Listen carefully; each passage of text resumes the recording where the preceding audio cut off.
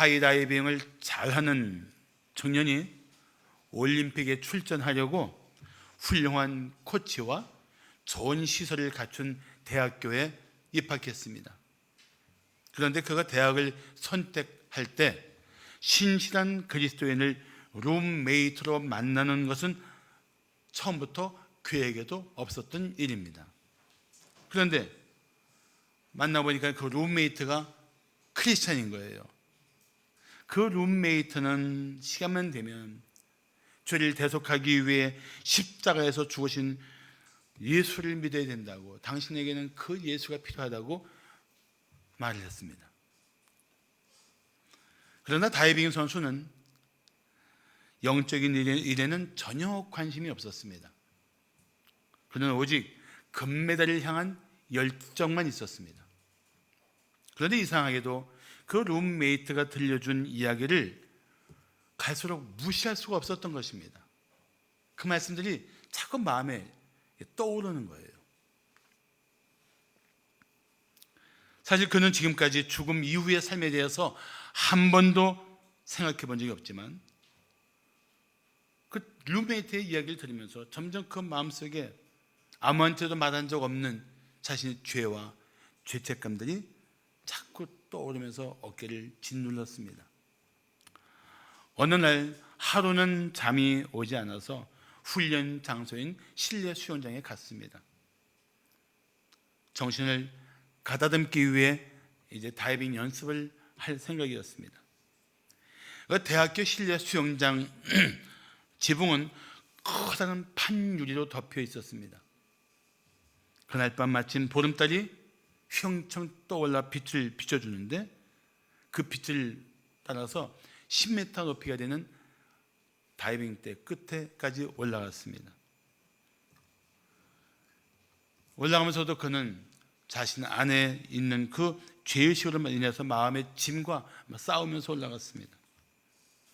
다이빙대 끝까지 걸어가 몸을 돌리고 양팔을 쭉 뻗어서 이제 다이빙할 준비를 했습니다. 그런데 그 순간 점프하기 전에 자신의 그림자를 얼핏 본 그는 깜짝 놀라서 그 그림자를 주목해 보았습니다. 그 그림자는 영락없는 십자가였습니다. 십자가였습니다. 몸을 던지기 전에 그는 십자가를 보면서 다시 생각하기 시작했습니다. 그 순간 관리인이 수영장에 뛰어들더니 불을 켜면서 그에게 뛰어내리지 말라고 소리쳤습니다. 깜짝 놀라 밑을 내려다 보니까 수영장에 물을 다 뺀 상태였습니다. 만약에 자기의 그림자, 그 실루엣인 십자가를 보지 않고 그냥 뛰어내렸다면 그것은 곧 죽음이었던 것입니다. 정말 간발의 차로 살아난 것입니다. 십자가를 바라본 시간이 그를 건져준 구원의 시간이었던 것입니다. 그는 다이빙대에서 더 이상 주저하지 않고 무릎을 꿇었습니다.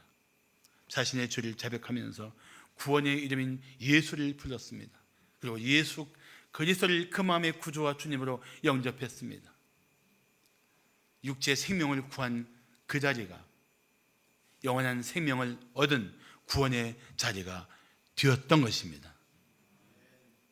제가 이 예화를 들려드리는 이유가 있습니다. 살면서 우리는 뜻하지 않은 사고의 경험들을 하게 됩니다. 뜻하지 않은 고난들을 겪을 수도 있습니다.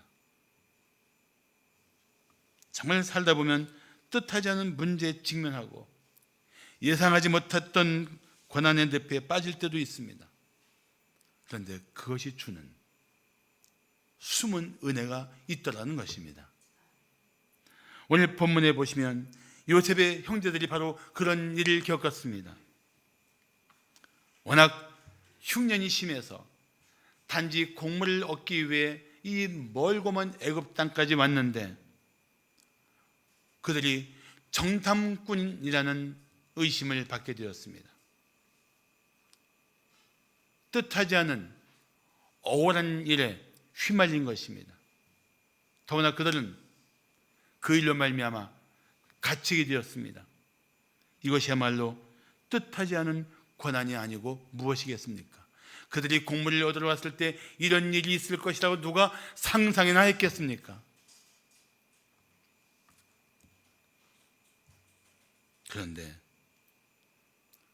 형제들이 어느 날 뜻하지 않게 겪는 이 고난, 이 억울한 상황 속에서 사실은 하나님은 놀라운 은혜를 계획하고 계셨던 것입니다.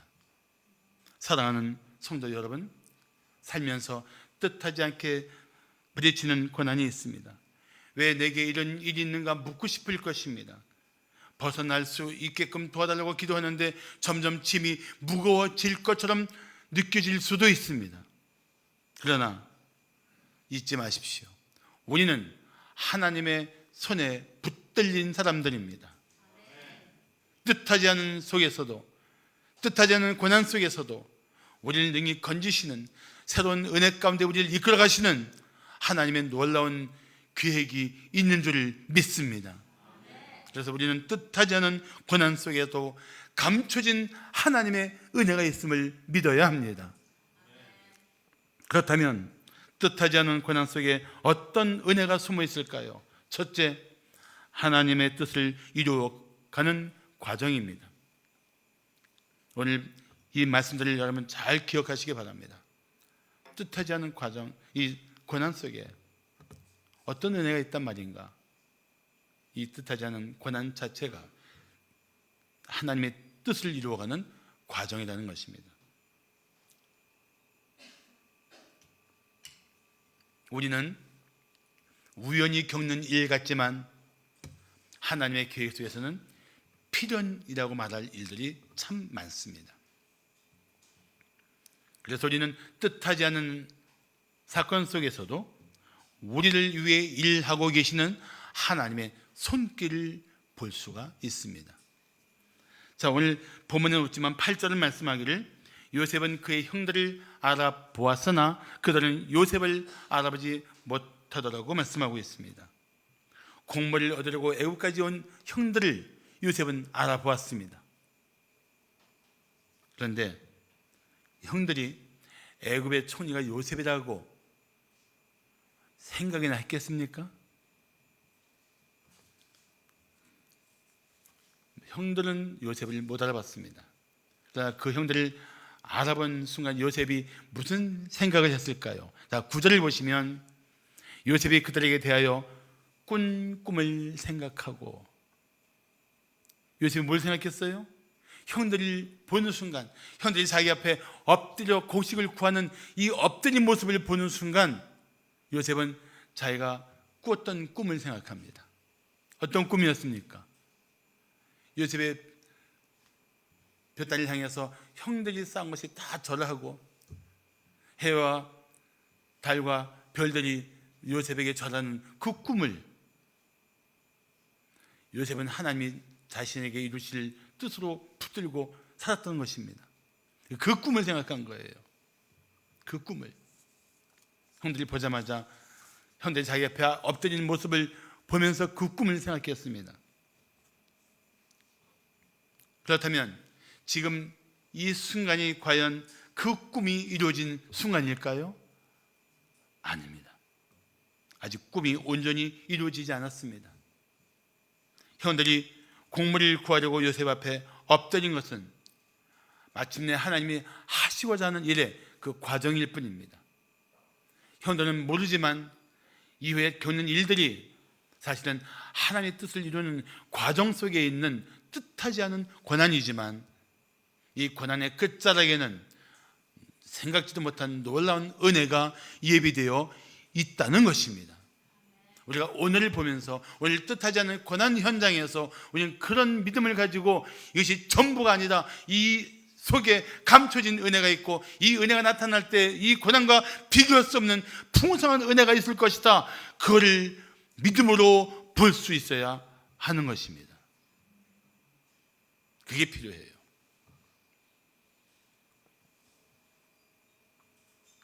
사랑하는 성도 여러분, 지금 뜻하지 않은 문제가 당신의 삶을 흔들어도 너무 두려워하거나 너무 낙심하지 마십시오.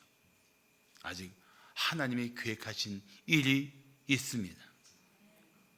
지금 겪는 고난은 하나님의 뜻을 이루어가는 과정일 뿐입니다. 당신이 겪고 있는 고난도 이후에 하나님을 찬양할 제목이 될 것입니다.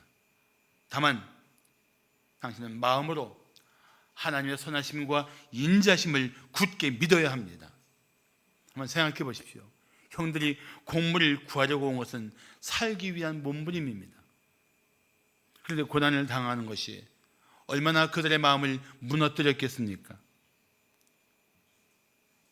그렇지만 요셉의 형들이 단순히 곡물을 풍성히 걷어가는 것이 하나님의 궁극적인 목적은 아닙니다.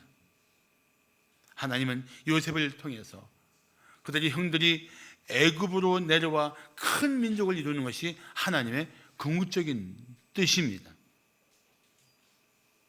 우리도 마찬가지입니다. 우리가 겪고 있는 고난이 삶을 무너뜨릴 것 같아도 절대 그럴 일이 없습니다. 믿습니까? 믿으셔야 돼요. 지극히 선하신 하나님께서 하나님의 뜻을 우리 삶 속에 이루실 때까지 우리를 그 고난의 현장 속에서 보호해 주실 것입니다. 난 이것을 여러분이 굳게 믿었으면 좋겠어요. 할렐루야.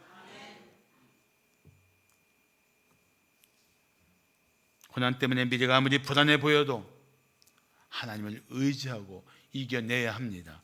이겨낼 수 있을 믿습니다. 이겨낼 것입니다. 그래서 미국의 제임스 보이스 목사는 이런 말을 했습니다. 우리는 알 수 없는 미래에 대해 너무 염려하거나 걱정하지 말아야 한다. 우리는 매 순간 하나님께 의지해야 한다. 요셉은 그 형들이 정탐꾼이 아닌 것을 뻔히 알면서도 정탐꾼으로 몰아갑니다. 이 형들이 당하는 억울한 사정을 누가 알겠습니까? 몰아가는 요셉이 알고 있어요, 사실은. 그렇다면 생각해 보십시오. 우리의 억울한 사정을, 뜻하지 않은 고난 속에서 두려워할 수밖에 없는 우리들의 그 사정을 누가 아시겠습니까? 하나님이 다 아십니다. 하나님이 다 아세요. 그렇다면 다 아시는 하나님께 맡기는 것이 최선의 선택이 아니겠습니까? 하나님이 다 아신단 말이죠.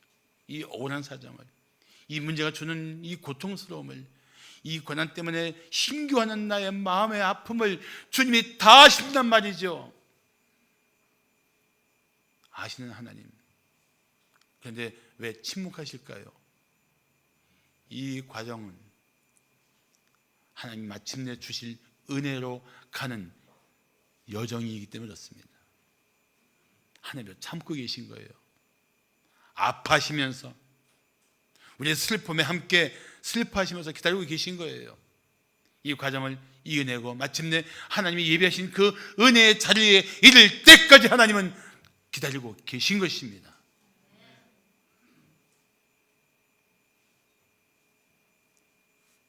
사랑하는 성도 여러분, 뜻하지 않은 사건을 통해서 힘겨울 수 있겠지만 그래도 그런 상황 속에서 뜻을 능히 이루시는 하나님을 바라보십시오. 마침내 찬양할 때가 올 것입니다. 자, 뜻하지 않은 고난 속에 어떤 은혜가 숨어 있을까요? 둘째, 삶의 진실함을 밝힐 기회입니다. 삶의 진실함을 밝힐 기회. 오늘 본문에는 요셉의 형들에게 당신들의 진실함을 밝히시오 라는 말을 3번이나 반복해요. 어느 가난한 성도가 날마다 간절히 기도했습니다.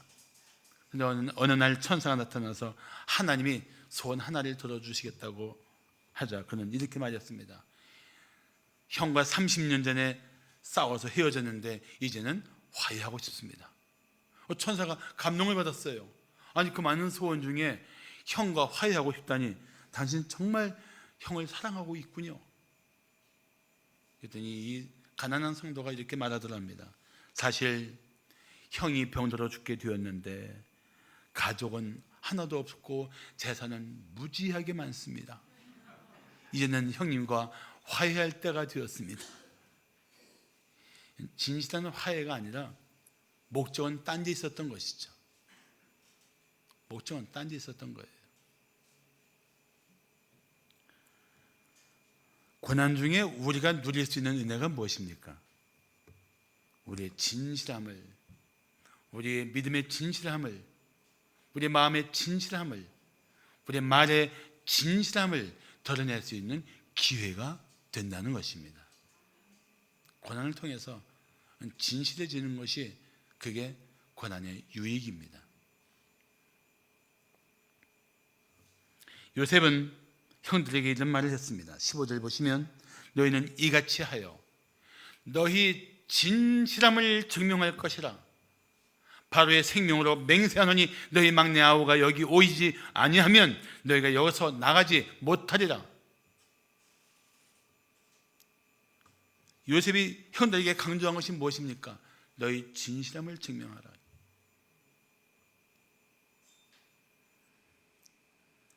요셉은 형들이 말한 얘기가 다 옳다는 것을 이미 잘 알고 있습니다.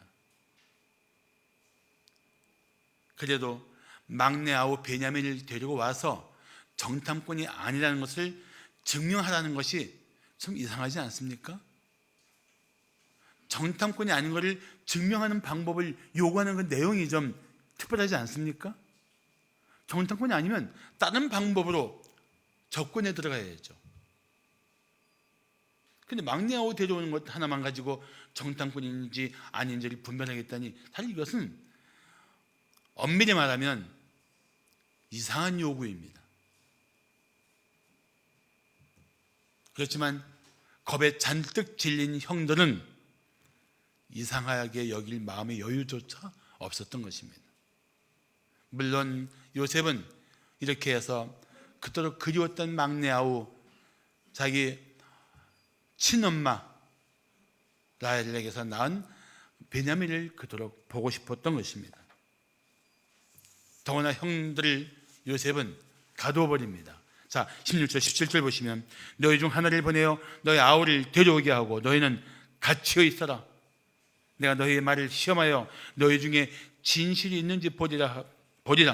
바로의 생명으로 맹세하노니 그리하지 아니하면 너희는 과연 정탐꾼이니라 하고 말합니다.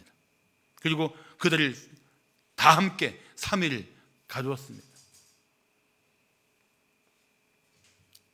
3일 후 요셉이 그들에게 다시 나타납니다.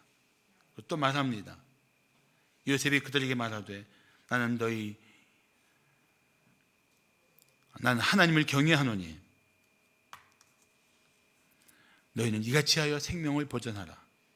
너희가 확실한 자들이면 너희 형제 중 한 사람만 그 옥에 갇히게 하고 너희는 곡식을 가지고 와서 너희 집안의 굶주림을 구하고 너희 막내 아우를 내게로 데리고 와라.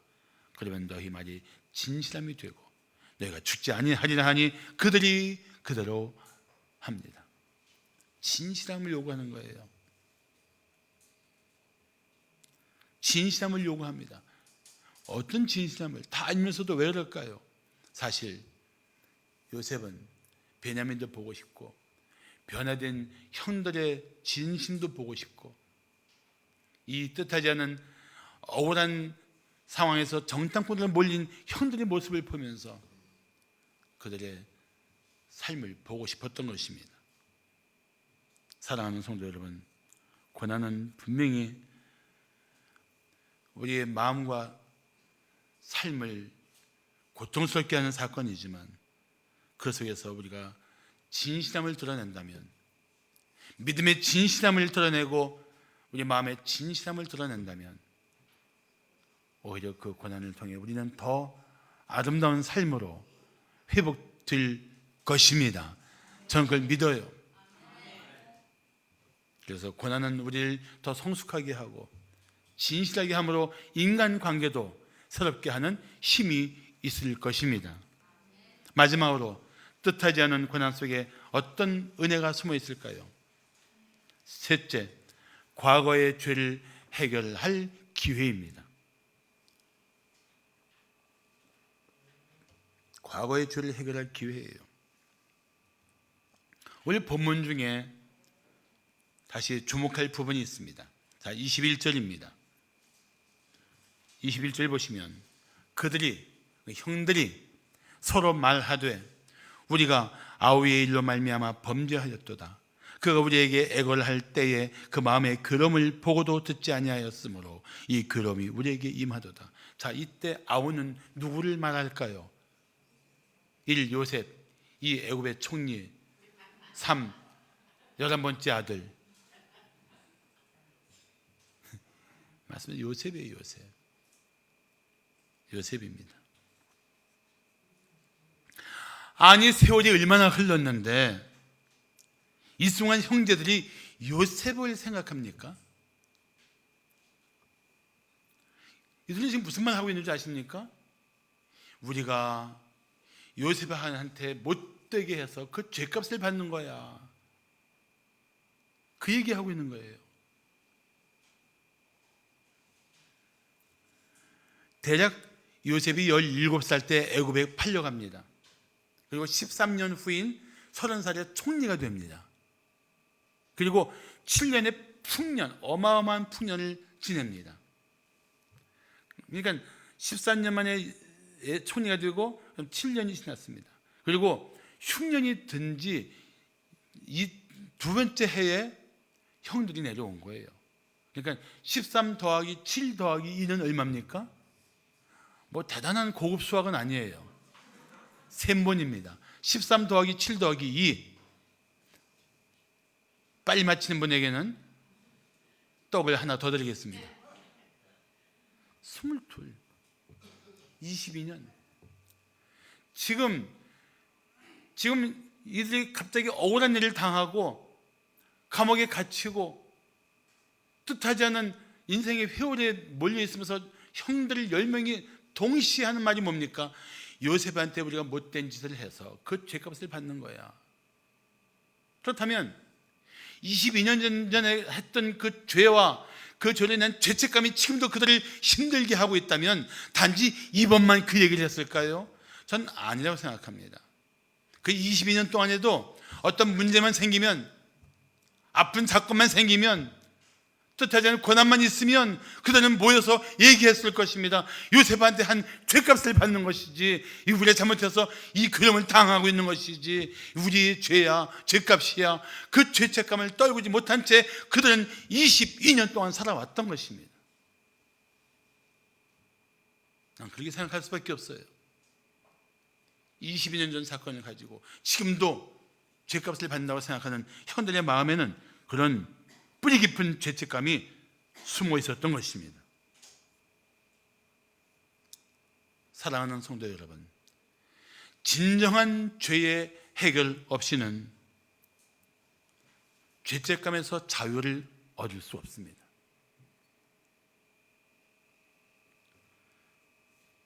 세월이 흐른다고 해결되는 것이 아닙니다. 자책한다고 해결되는 것이 아닙니다. 전혀 잘못했지만 이제부터 잘해야겠다는 그런 결단 때문에 과거의 죄책감에서 자유를 얻을 수 있는 것도 아닙니다. 진정한 회개로 주님 앞에 무릎 꿇고 용서를 구하며 그 죄의 피해자에게 정식으로 용서를 구해야만 우리는 죄와 죄책감에서 자유를 얻을 수가 있습니다. 그게 하나님이 요구하시는 방법이에요.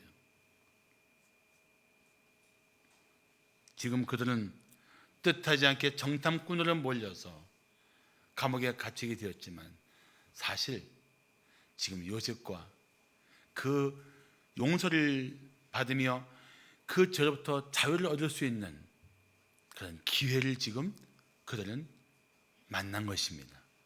아직 모를 뿐이죠. 뜻하지 않은 고난이 그들의 삶에 지난 22년 동안 그들의 마음을 무겁게 했던 죄책감을 벗어버릴 수 있는 기회라고 누가 생각이나 했겠습니까? 그런데 하나님은 그 일을 위해서 지금 일하고 계신 거예요. 놀랍지 않습니까? 놀라워요? 안 놀라워요? 난 하나님의 이 일하심이 너무나 경이롭다고밖에 말할 수 없습니다. 참 놀라우신 하나님. 그래서 우리를 지난 모든 죄로부터 자유하게 하시고 새로운 인간관계 속에서 우리를 일으켜 주시는 하나님, 그 하나님을 우리가 어떻게 경배하지 않을 수 있습니까?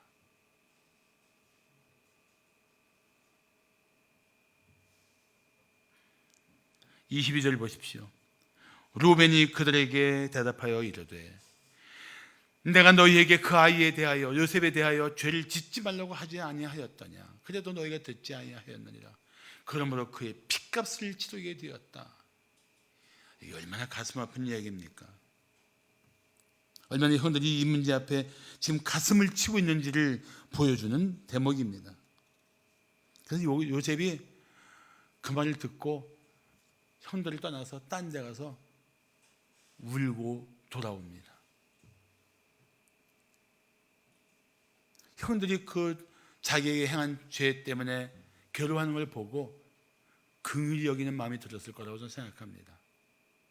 난 이 순간이 요셉이 그 형들에 대한 용서를 결단한 시점이라고 생각합니다. 그래서 마침내 요셉은 이 형들을 용서하고 형들을 끌어안는 그런 준비를 하게 되었다고 생각합니다. 고난은 분명히 고통스럽습니다. 뜻하지 않은 고난을 통해서, 그러나 우리 죄가 해결이 되고 죄책감을 벗어버리고 새로운 자유를 얻게 된다면, 그래서 아팠던 인간관계가 회복되게 된다면 고난은 은혜인 것입니다. 우리의 삶을 새롭게 하시는 하나님의 또 다른 은혜라는 것입니다. 지금도 하나님은 고난을 통해 우리가 죄를 깨닫고 그 죄를 해결하며 죄책감에서 자유를 얻기를 원하시는 줄을 믿으십시오.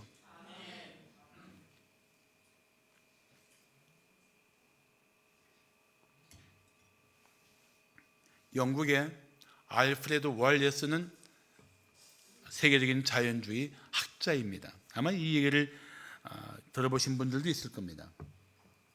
하루는 그가 천잠나방의 새끼가 누에꽃을 뚫고 나오려고 힘쓰는 것을 보았는데 그게 보기 너무 애처로워 보였습니다. 그래서 그는 칼로 누에꽃을 살짝 찢어 주어서 나방이 나오기 쉽게 해주었습니다. 그런데 정작 쉽게 고치를 빠져나온 어린 천잠나방은 날개도 제대로 나오지 않고 그 몸의 아름다운 색깔과 무늬도 보이지 않았습니다. 그러더니 얼마 안 되어 천잠나방은 죽고 말았습니다. 뒤늦게 월레스는 천잠나방이 누에고치를 빠져나오려고 애쓰는 그 과정을 통해서 날개는 튼튼하게 되고 몸에는 아름다운 색깔과 무늬가 나타나게 되는 그러한 과정인 것을 깨닫게 되었습니다. 과정이었구나. 천잠나방의 삶을 아름답게 만드는 그 치열하고 고통스러운 과정이었구나. 그러나 반드시 필요한 과정이었구나. 그걸 깨달은 거예요. 그가 칼로 누에고치를 찢어주어서 그 고치를 빠져나오는 힘겨운 고난은 없었지만 그것은 곧 죽음을 몰고 온 사건이 되었습니다. 사랑하는 성도 여러분, 지금 어떤 고난을 당하고 있습니까? 어떤 문제가 여러분 마음을 자꾸 힘들게 하고 벗어나는 것 같은데 점점 더 늪에 빠져드는 것처럼 여러분의 마음을 무너뜨리고 있습니까? 중요한 것은 그 고난의 현장에서 하나님은 당신을 위해 일하고 계신다는 사실입니다. 믿습니까? 하나님은 당신을 위해서 일하고 계세요. 당신 홀로 내두신 적이 한 번도 없어요. 그리고 그 고난을 통해서 당신을 향한 하나님의 뜻을 이루실 때가 반드시 올 것입니다.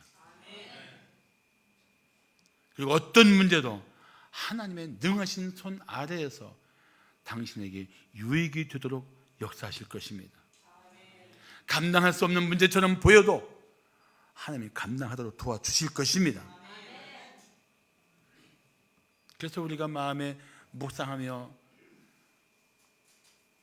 우리가 기뻐하는 말씀이 있지 않습니까? 로마서 8장 28절 우리가 알거니와 하나님을 사랑하는 자 곧 그 뜻대로 부르심을 입은 자들에게는 모든 것이 합력하여 선을 이루느니라. 하나님은 실로 크신 능력으로 당신의 고난을 영광으로 바꾸실 것입니다.